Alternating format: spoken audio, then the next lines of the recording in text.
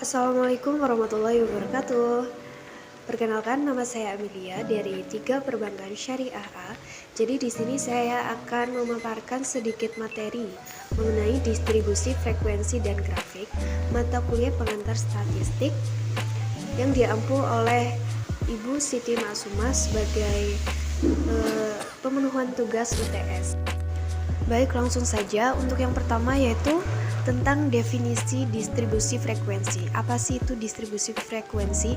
Jadi, distribusi frekuensi itu pengelompokan data ke dalam beberapa kategori yang menunjukkan banyaknya data dalam setiap kategori, dan setiap data tidak dapat dimasukkan ke dalam 2 atau lebih kategori.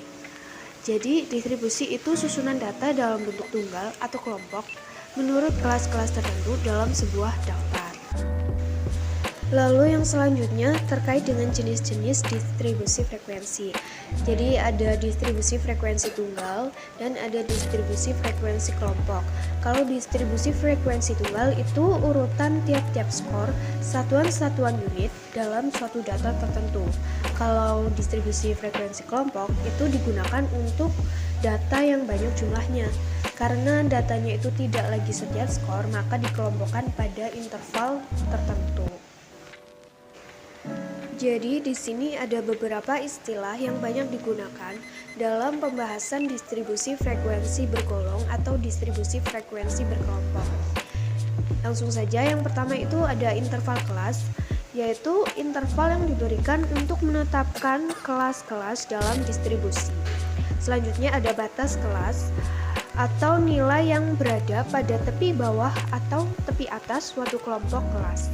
Lalu ada tepi kelas atau bisa juga disebut dengan batas nyata kelas, yaitu batas kelas yang tidak memiliki lubang untuk angka tertentu antara kelas yang satu dengan kelas yang lain.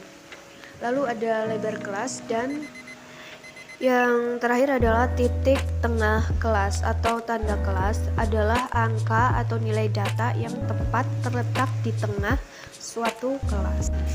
Lalu ada distribusi frekuensi kumulatif.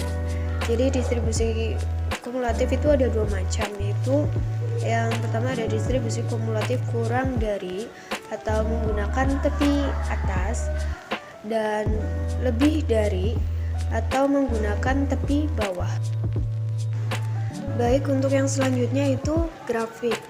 Jadi di sini akan saya tampilkan beberapa.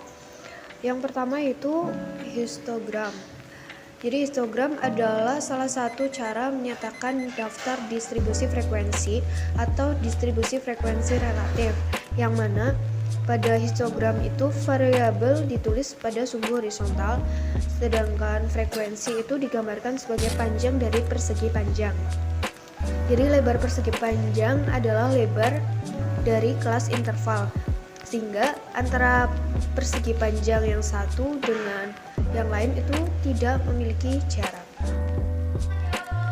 Yang selanjutnya yaitu poligon frekuensi, di mana poligon frekuensi itu merupakan salah satu cara untuk menggambarkan distribusi frekuensi.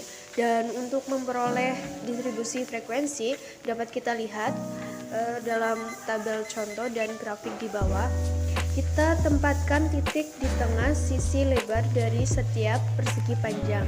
Kemudian titik-titik tersebut dihubungkan sehingga kita memperoleh grafik garis yang kita sebut dengan poligon frekuensi. Lalu yang selanjutnya itu ogive. Jadi ogive ini seperti contoh di bawah. Ogive dibuat dengan cara menempatkan titik-titik limit kelas bawah pada sumbu horizontal, dan pada sumbu vertikal ditempatkan frekuensi kumulatif. Lalu kemudian titik-titik tersebut dihubungkan sehingga kita mendapatkan kurva yang mulus yang terus meningkat. Baik, sekian yang dapat saya sampaikan. Kurang lebihnya mohon maaf. Semoga bisa bermanfaat, semoga bisa sedikit membantu. Terima kasih. Wassalamualaikum warahmatullahi wabarakatuh.